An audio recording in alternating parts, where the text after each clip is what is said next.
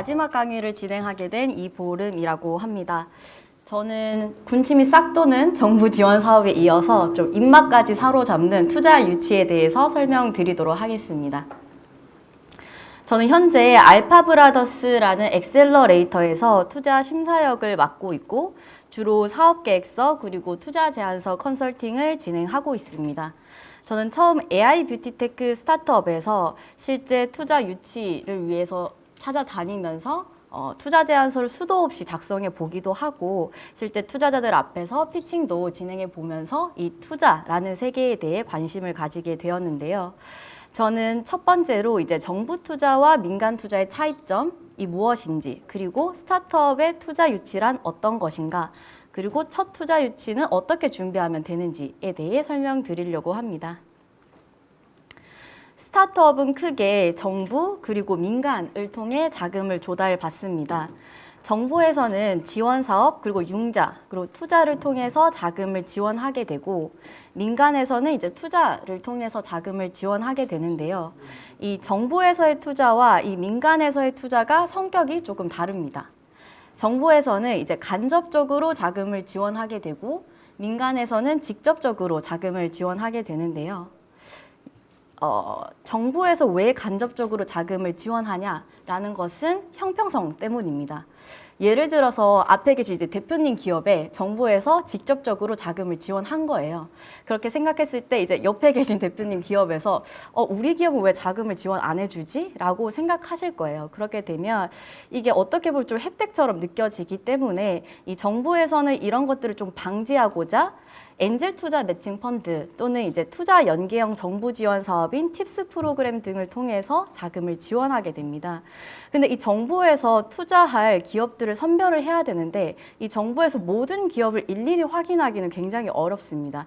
그래서 엑셀러레이터나 벤처캐피탈과 같이 이 투자를 전문적으로 하는 사람들이 투자한 기업에 일정 금액을 투자받으면 이제 정부가 한 N배수 정도 매칭해서 자금을 지원하는 형태로 투자가 들어가게 됩니다. 그럼 대표님들께서 민간 투자까지 어떻게 이어지냐라고 보면 처음에 정부 지원 사업을 통해서 사업화 자금을 조달하게 됩니다. 그러면 그 자금을 토대로 시제품을 제작하고 시장 검증을 진행하게 되죠. 이 시장 검증을 통해서 초기 고객 반응이라든지 매출과 같은 이 정량적 데이터를 확보하고 나면 이때부터 이 정량적 데이터를 기반으로 민간에서 투자 유치를 진행하게 됩니다. 민간에서 투자 유치를 하는 이 단계는 기업의 성장 과정에 따라서 좀 나뉘는데요. 처음에 초기에 투자금을 받았을 때를 시드 단계라고 하고 이 제품 또는 서비스가 정식적으로 출시될 때 받는 투자 단계를 시리즈 A 단계라고 부릅니다. 그 이후에 대규모 채용이라든지 해외 진출과 같이 이 사업을 확장해 나가는 단계에서 투자금을 받을 때를 시리즈 단계라고 불리는데요. 이 대표님들께서 처음에 이 아이디어를 가지고 시제품을 제작하는 과정에서 굉장히 많은 자금이 소진이 될 거예요. 이 자금은 소진되는데 수익은 나지 않고 이 비용만 나는 단계에서 소위 말해 이 죽음의 계곡으로 불리는 이 진입하게 되는데요. 이때 정말 대표님들께서 죽을지도 모르는 이 정부에서 자금을 지원하게 됩니다. 이 정부는 이 창업을 활성화하기 위한 목적으로 이 아이디어만 갖춘 대표님들께도 자금을 지원해 주게 되는데요. 대표님들이 이 자금을 수혈받아서 이 시제품을 제작하고 시장 반응을 확인함으로써 이 정량적 데이터를 만들게 되시면 이때부터 민간에서 투자를 진행하게 됩니다. 그럼 제가 지금까지 말씀드린 이 투자에 대해서 조금 더 이해해 볼게요. 투자는 정말 간단하게 이 이익을 목적으로 자본이나 자금을 제공하는 것을 뜻합니다. 이 투자자의 종류는 크게 두 가지가 있는데요. 이 첫 번째 재무적 투자자에 대해서 설명을 드리면 이 재무적 투자자는 이제 사업 운영에는 참여하지는 않지만 이 차익을 남기는 것을 가장 큰 목적으로 자금을 지원하는 투자자를 뜻합니다. 예를 들면 이제 엔젤 투자자라든지 엑셀러레이터, 벤처캐피탈 등이 있습니다. 그 예시로 본 엔젤스라는 벤처 캐피탈에서 이 배달의 민족이 설립되고 4개월 만에 3억 원을 시드로 투자를 하게 되는데요. 이후에 이제 10년이 되었을 때 이 배달의 민족 가치가 약 5조 원 정도까지 상승하게 되었습니다. 그 과정에서 이 벤처 캐피탈은 1000배의 수익인 3천억 원을 차익으로 남기게 되죠. 이 경우에 본 엔젤스가 재무적 투자자라고 할 수 있습니다. 그럼 이 외에 전략적 투자자는 무엇이냐? 전략적 투자자는 이제 인수합병이라든지 또 대규모 자금을 필요로 할 때 이 경영권을 확보하거나 참여하는 것을 목적으로 자금을 지원하는 투자자를 뜻합니다. 예를 들어서 이제 대기업이라든지 그 기업 주도형 벤처 캐피탈 등이 있는데요. 똑같이 배달의 민족 사례를 볼게요. 식품 배달 서비스를 주로 하고 있는 이 독일 기업인 딜리버리 히어로에서 이 배달의 민족을 약 5조 원에 인수했는데요. 이 딜리버리 히어로는 배달의 민족을 통해서 차익을 남기는 것이 목적이 아니라 실제 본인들의 그 사업을 글로벌로 확장하기 위해서 이 배달의 민족을 인수한 거예요. 그래서 이 똑같은 배달의 민족 사례를 보더라도 이 투자자의 투자 목적에 따라서 투자자의 종류가 좀 나뉜다고 보시면 좋을 것 같습니다. 이 배달의 민족을 운영하는 이 우아한 형제들 사례를 통해서 좀 투자 라운드에 대해서 설명드릴게요. 첫 번째로 배달의 민족이 설립된 이후에 3억 원을 엔젤 투자로 지원받게 됩니다. 이때 사실상 이 완성된 제품 또는 서비스 없이 이 아이디어만 갖추고 있기 때문에 투자자들이 투자하기에 굉장히 리스크가 높습니다. 그래서 몇 천만 원에서 몇억 원 단위로 투자를 진행하게 되는데요. 이후에 시리즈 A 단계에서 20억 원을 투자하게 되죠. 이때는 이 배달의 민족 서비스를 정식적으로 출시하고 이제 본격적으로 시장에 진출하는 단계에서 시리즈 A 단계의 투자금을 유치했고요. 이후에 이 시리즈 B 단계로 들어가게 되면 이제 사업을 고도화하게 되는데 이 배달의 민족에서 이제 주문 데이터랑 배달 데이터를 연결하는 이 커넥티드 POS 시스템을 개발하는데 투자금을 유치했습니다. 그 이후로 이제 스케일업해 나가는 과정에서 시리즈 단계마다 투자금을 확보하게 되고 최종적으로 딜리버리 히어로에 매각을 하게 되죠. 이 투자를 진행할 때 크게 주식의 종류는 두 가지가 있습니다. 잘 아실 텐데요. 이 보통주는 기본적인 주식의 형태로서 의결권이 있어서 경영에 부분적으로 참여가 가능한 주식이고 우선주는 의결권은 없지만 이 배당에 대한 우선권을 보유한 주식입니다. 근데 이 초기 기업에서는 투자를 받을 때 이 경영권을 보호하는 것이 가장 중요하기 때문에 대부분 우선주 형태로 투자를 진행하게 되는데요. 대부분 이 투자 라운드마다 이제 정해진 투자 금액, 범위가 있는 것처럼 대략적으로 설명을 하고 있는데 딱히 정해진 기준은 없기 때문에 이 기업마다 투자 금액은 단계마다 다를 수 있습니다. 이 단계를 나누는 기준은 이 투자하는 시점에 이 주식의 발행 가격이 각기 다르기 때문에 이 발행 가격이 다른 이 주식의 종류를 구분하기 위해서 단계를 나뉘게 되는데요. 그럼 이 시리즈 A라는 이 단어는 어디서 파생됐냐? 라고 봤을 때 이 실리콘밸리에서 실질적으로 초기 기업에 투자를 할 때 이 투자 계약서에 보면 우선주 A 묶음이라고 처음에 시작을 합니다. 이거를 이제 시리즈 A Preferred Stock이라고 부르는데 이 단어에서 이제 시리즈 A라는 단어가 파생이 되었고 편리상 이제 시리즈 A부터 알파벳 순서대로 이제 단계를 구분하게 되었죠. 그럼 투자는 어떻게 진행이 될까요? 첫 번째로 투자 대상업체를 발굴하겠죠. 그래서 투자사에서는 크게 파트너와 심사역 이런 직급 체계가 나뉘게 됩니다. 파트너는 실질적으로 펀드를 조성하는 역할을 하고 심사역이 기업을 발굴하는 역할을 실질적으로 담당하게 되는데요. 심사역이 이제 관심을 가진 기업을 대상으로 경영진 미팅을 진행하게 되고 이 경영진 미팅을 통해서 좀 투자 매력도가 높다라는 기업을 대상으로 이 파트너와 함께 2인 1조로 이 대표님들을 다시 방문하게 되면서 굉장히 질의응답도 많이 하고 대표님들과 진한 시간을 보내게 되죠. 그 다음에 이 기업에 투자할 만한 가치가 있다라고 판단이 되는 경우에는 적절한 기업 가치와 투자 조건을 협상하게 됩니다. 그 이후에 이 파트너와 심사역이 단번에 투자를 결정할 수는 없어요. 왜냐하면 초기 기업에 투자를 하는 것 자체가 굉장히 망할 위험이 높기 때문인데요.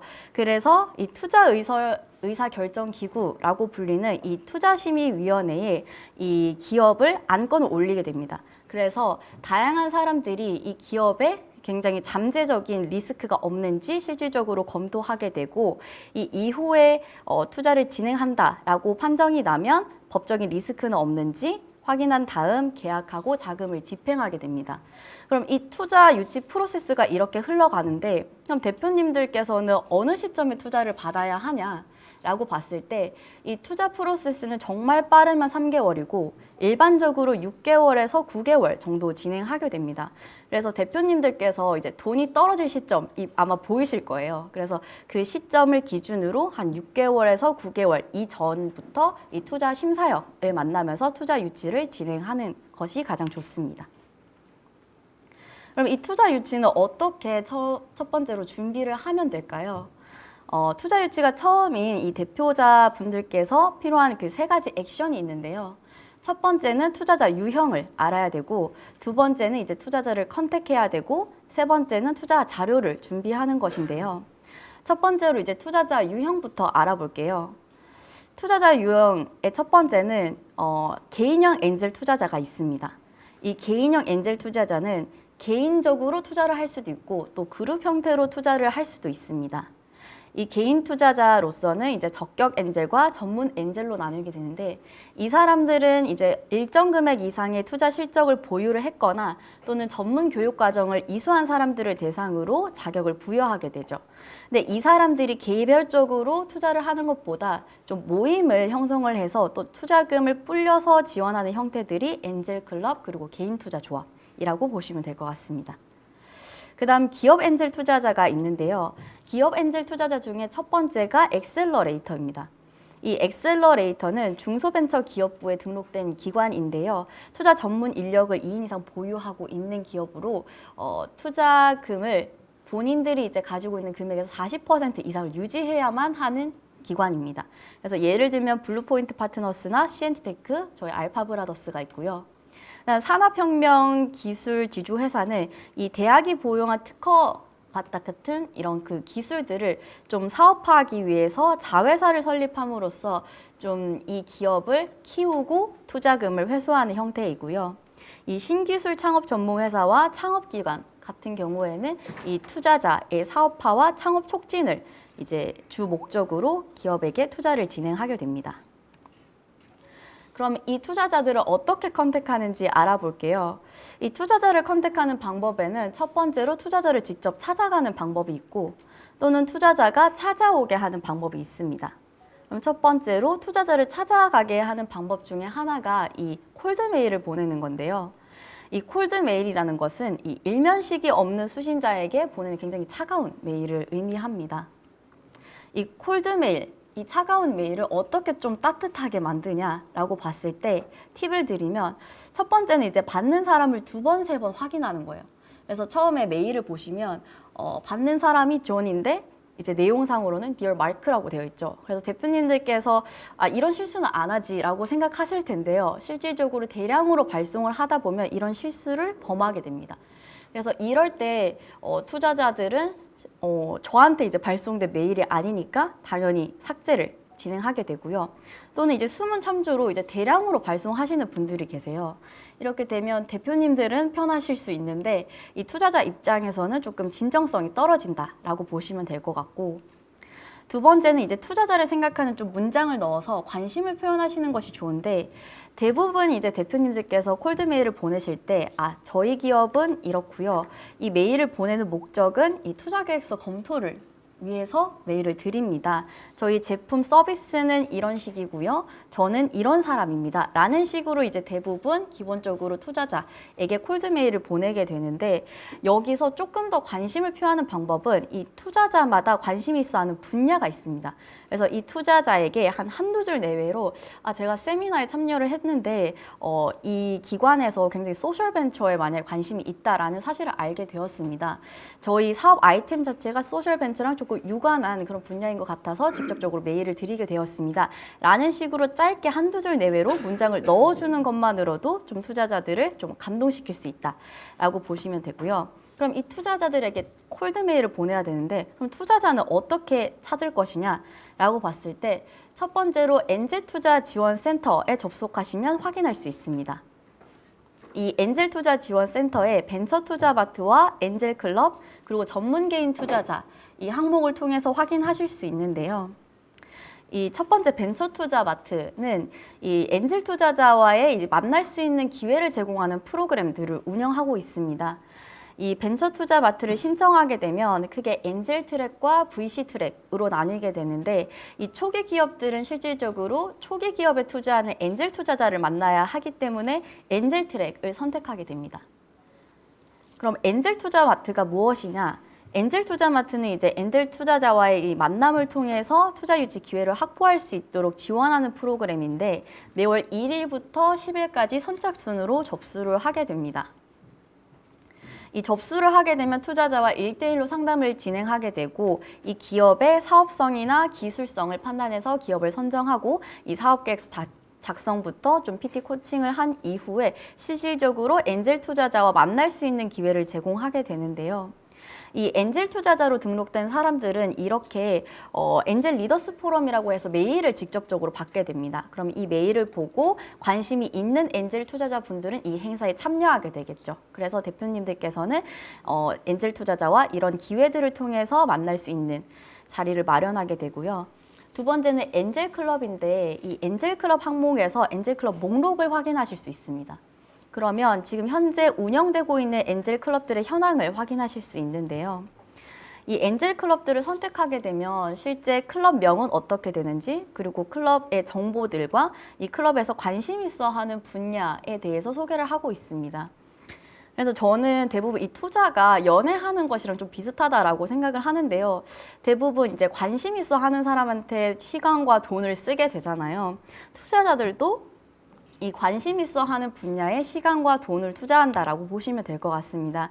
그래서 투자자가 관심 있어 하는 분야가 어느 곳인지 실질적으로 파악을 해서 대표님들의 그 비즈니스와 유관한 분야다라고 생각하는 그런 엔젤 투자자를 찾는 것이 필요하고, 이 투자자의 홈페이지에 들어가게 되면 이 투자자들이 직접적으로 투자한 포트폴리오를 확인하실 수 있습니다. 그래서 이런 기업들을 보고 예를 들어서 뭐 친환경 적인 그런 서비스를 운영하는 기업에 투자했구나라는 식으로 조금 포트폴리오를 확인하시면서 이 엔젤 투자자가 어느 쪽에 관심이 있는지 좀 파악할 필요가 있습니다. 근데 사람들 사이에서도 항상 악당을 잃기 마련이잖아요. 이 엔젤 투자자들 사이에서도 블랙 엔젤이 있는데요. 이 블랙 엔젤은 천사처럼 나타나서 자금을 지원해 주는 것처럼 하다가 악마처럼 돌변해서 경영권을 뺏고 이제 또 개인의 이익만을 쫓는 엔젤 투자자를 의미를 하는데요. 한 가지 사례로 예를 들어 설명드리면 증권형 크라우드 펀딩 을 이제 진행하는 사이트에서 이 블랙 엔젤이 이 기업에 대한 안 좋은 얘기들을 댓글로 이제 업로드하는 사례가 있었습니다. 그래서 이 댓글을 내릴 테니까 좀 금전적인 어떤 그런 부분이라든지 지분을 요구하면서 그런 기업에게 직접적인 좀 피해를 입힌 사례가 있었습니다. 그래서 이 블랙 엔젤들을 어떻게 좀 구분할 수 있냐, 두 가지 의심들을 해보시면 되는데요. 첫 번째는 너무 과도한 지분을 요구할 때. 일반적으로 이제 엔젤 투자자는 초기 기업에 투자하는 것이기 때문에 3%에서 한 8% 내외의 지분율을 가지게 되는데, 좀 무리하게 지금 많은 투자금을 투자를 할 테니 30%에서 50%의 과도한 지분율을 요구한다면 조금 의심해 봐야 하고요. 두 번째는 이제 엔젤 투자 매칭 펀드를 통해서 투자금을 회수하려는 사람들이 있습니다. 그래서 이 엔젤 투자 매칭 펀드는 무엇이냐면, 엔젤 투자자가 창업 초기 기업에 투자를 진행하게 되는데, 이 투자를 받은 기업이 이 매칭 투자를 신청하게 되면 최대 1배수 내외로 정부에서 이제 매칭해서 투자하는 펀드 형태인데요. 이거를 통해서 실질적으로 투자금을 회수를 하려는 그런 블랙 엔젤들이 있습니다. 그래서 이 투자자가 어느 기업에 투자를 했는지, 또 그 기업과 어떤 이해관계를 가지고 있는지, 또는 좀 공신력 있는 기관의 펀드를 찾아보는 것이 중요합니다. 마지막으로 이제 전문 개인 투자자를 찾는 방법인데요. 이 개인적으로 연락이 와서 투자를 하고 싶다라고 하시는 분들이 계세요. 근데 이분들이 실질적으로 투자할 수 있는 그런 자격이 갖춰져 있나를 확인하기 위해서는 이 전문 개인 투자자 현황에서 투자자 명을 입력해 보시면 그 투자자들이 다 등록이 되어 있거든요. 그래서 이런 사이트를 통해서 투자자들을 선별할 수 있다라고 보시면 되겠습니다. 이때까지 이 엔젤 투자자를 위주로 살펴봤다면, 이제 좀 기업형 엔젤 투자자의 엑셀러레이터를 확인하는 방법에서 첫 번째는 이제 한국 엑셀러레이터 협회와 창업진흥원에서 확인을 하실 수 있습니다. 이 창업진흥원에서 확인하시는 방법을 말씀드릴 텐데요. 이 창업진흥원에 접속을 하셔서 이 정보 공개 메뉴에서 사전 정보 공표를 통해서 이 엑셀러레이터를 입력하시게 되면 이 창업진흥원에서 1년을 주기로 이 엑셀러레이터 등록 현황을 업로드해 줍니다. 그래서 이 파일에 들어가 보시면 실질적으로 등록되어 있는 엑셀러레이터들이 있고 지금 현재 약 한 370개 정도의 엑셀러레이터들이 있고 이 엑셀러레이터들의 정보와 전문 투자 분야를 확인하실 수 있습니다. 그 다음 이제 엑셀러레이터 말고 그러면 내가 실질적으로 이 테마를 갖춘 펀드를 찾고 싶다라고 하면 이 한국벤처투자에서 이 모태펀드 출자펀드 찾기라는 항목이 있습니다. 여기에 들어가시면 실질적으로 이 테마가 있는 그 펀드들을 구분해서 보여주고 있는데요. 이 펀드를 들어가 보시면 이 펀드의 목적에 대해서 설명을 하고 있고 실질적으로 펀드를 운영하고 있는 운영사 정보를 제공하고 있습니다.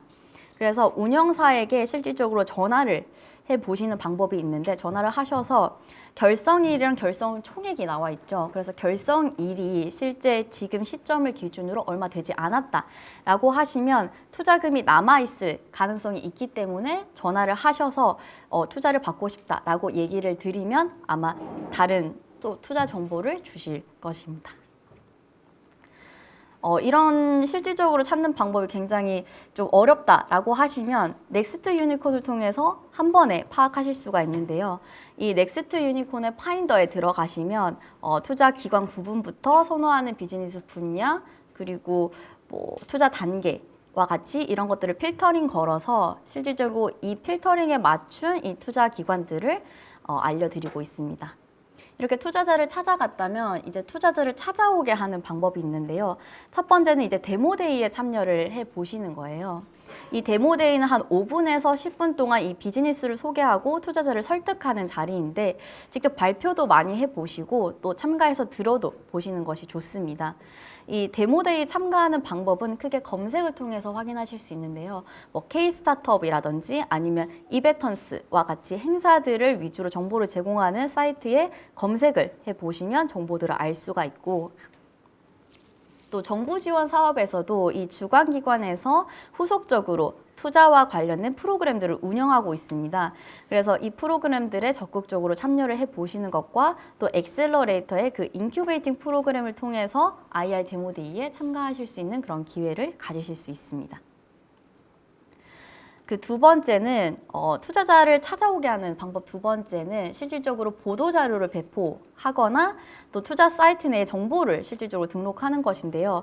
대부분 투자자들이 이제 네이버에 이 투자라고 치면은 이제 쭉 뉴스 기사들이 나오게 됩니다. 그래서 이 뉴스 기사들을 보고 이 기업이 투자를 받았네 또는 다양한 기업들이 있구나라고 이제 정보를 발굴하게 되거든요. 그래서 이 투자라는 이런 단어들을 쳤을 때 실질적으로 저희 기업이 많이 노출될 수 있도록 관심을 끌 수 있고 또 투자자들이 이 투자 기업들을 발굴하게 되는 그 사이트들이 있습니다. 예를 들어서 뭐 넥스트 유니콘이라든지 혁신의 숲과 같은 그런 사이트에 실질적으로 대표님들의 어떤 기업 정보를 등록해 놓는 것이 가장 좋습니다. 그럼 이제 마지막으로 투자 자료를 준비하는 방법에 대해서 설명드릴게요. 투자 자료를 어떻게 구성을 할까라고 봤을 때 각각 기업마다 이 투자 자료의 그 항목과 구성은 각기 다릅니다. 그래서 저는 가장 유명한 이 벤처 캐피탈과 엑셀러레이터들이 이용하는 그런 항목들을 가지고 왔는데요. 굉장히 다양한 항목들이 있는데 처음 준비를 하실 때에는 이 항목들 중에 어떤 것들을 조금 이용을 해야 될까라고 고민이 되실 수 있어요. 그래서 제가 가장 기본적인 항목 순서를 알려드릴게요.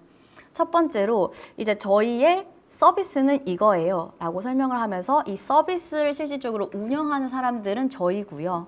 저희는 이러한 문제 인식을 가지고 있고 이거를 문제를 이렇게 해결할 거예요 라는 식으로 들어가면서 저희는 이런 것들을 해결해 오면서 성과는 이 정도를 만들어냈고 저희가 타겟팅하고 있는 시장은 이 정도의 시장입니다.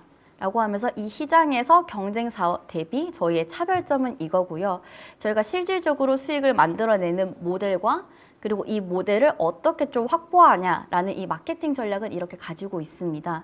그래서 저희의 매출은 향후에 이 정도로 이제 예상을 하고 있고, 저희가 이 매출을 발생하는 과정에서 자금들은 이렇게 조달할 것이고, 최종적으로 투자 계획은 이렇게 갖추고 있습니다. 라는 식으로 기본적으로 요 IR 항목 순서대로 이제 대표님들께서 자료를 구성하시는 것이 가장 좋습니다. 그래서 이 항목들은 어떻게 보면 이 정부 지원 사업에서 사업계획서 내용이 이제 작성하는 거랑 좀 유사할 수 있는데요. 그럼 이 정부 지원 사업용 사업계획서랑 이 IR 투자 제안서를 작성할 때 조금 더 차별점을 두려면, 첫 번째로 이 가치 설득을 위한 이 기업만의 논리를 표현하는 것이 가장 중요하고, 두 번째는 이 돈을 벌 수 있다라는 이 잭팟이라는 것을 표현하는 것이 가장 중요한데, 이 가치 설득을 위한 이 기업만의 논리를 표현하는 방법에서는 스토리텔링이 있습니다. 기본적으로 이제 투자자가 이 기업을 이해를 한 상태에서 이제 투자를 진행하게 되는데, 이 투자자를 설득하는 과정에서 주관적인 그런 생각으로 투자자를 설득한다라기보다는 실질적으로 다양한 어떤 통계 자료라든지 사례들을 예시로 들면서 이 객관적인 데이터를 토대로 이 설득을 할 수 있어야 합니다. 두 번째로 이제 돈을 벌 수 있다라는 잭팟임을 표현하는 과정에서는 이제 시장성을 나타낼 수 있는데요.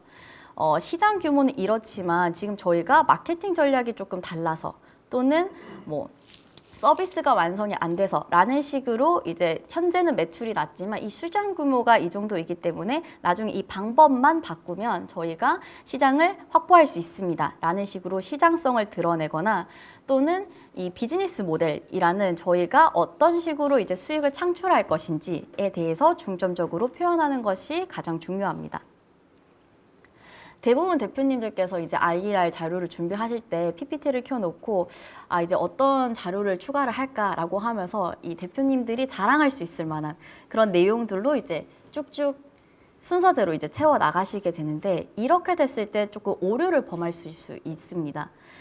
처음에 문제인식 단계에서 이 독점 플랫폼에 조금 높은 수수료 부과 정책이 우리 문제라고 생각한다 라는 식으로 작성을 하셨는데, 나중에 비즈니스 모델에서는 이 수수료 수익을 저희가 확보하겠다라는 식으로 들어가게 되면, 처음에는 수수료 부과 정책이 문제여서 이 문제를 해결하기 위한 서비스인데 결국 본인들도 수수료 수익을 착취하려는 거 아닌가라고 생각할 수 있어요. 그러면 기본적으로 논리 구조가 맞지 않게 되는 거죠. 그래서 이러한 문제들을 방지하기 위해서는 원페이지 작성을 제가 추천드리는데요. 이 각각 항목별로 한 줄 내외로 이제 스토리 라인을 한번 구성해 보시는 거예요. 그래서 한글이라든지 워드를 틀어 놓으시고 이 각각 항목마다 이제 해당하는 그 항목들에 대한 내용을 한번 작성해 보시고 실질적으로 확인해 보시면서 논리 구조가 맞는지 확인하는 것이 가장 중요합니다. 그래서 이렇게 원페이지 기획안이 작성되게 되면 이제 IR 자료를 작성하게 되죠. 그 이후에 작성된 내용에서 조금 더 이제 성과라든지 데이터들을 활용해서 기본적으로 살을 붙이시고 최종적으로 IR 발표 연습을 진행하시는 것이 가장 첫 투자 유치 준비 로드맵이라고 보시면 됩니다. 그래서 최종적으로 이제 서비스 소개서 형태로 간단한 콜드메일용 IR 자료와 풀덱 IR 자료를 좀 구분해서 제작하는 것을 추천드리는데요. 왜냐하면 이제 투자자에게 이 IR 자료를 기본적으로 제공을 했을 때 이 투자자가 이 기업과 동일한 기업에 투자를 했을 수도 있어요. 그렇게 됐을 때 이 기업의 굉장히 그 엑기스적인, 굉장히 사업적인 부분의 전략 사항을 이 타 기업에다가 노출시킬 수도 있기 때문에 대표님들께서는 이제 서비스 소개서 형태로 이제 간단하게 콜드메일을 보내실 수 있는 이 IR 자료를 하나 준비하시고, 그리고 관심이 있고 그 이후에 비밀유지 계약서라고 하는 그 NDA를 체결하시고 나시고 이제 실질적으로 최종적으로 그 사업 내용을 확인하실 수 있는 IR 자료를 구별해서 이제 실질적으로 메일로 제출하시면 되겠습니다. 그래서 아마 이 사업은 굉장히 장기적인 레이스일 텐데요. 대표님들께서 뭐 정부 지원 사업도 따셔야 되고 뭐 매출도 만드셔야 되고 투자 유치도 받으셔야 되는데 그 기저에는 항상 그 자금 조달이 깔려 있다라고 생각을 합니다. 그래서 적절한 시기에 자금을 잘 조달하셔서 대표님 최종적으로 유니콘 기업으로 성장하시기를 기원하도록 하겠습니다. 이상 발표 마치겠습니다. 감사합니다.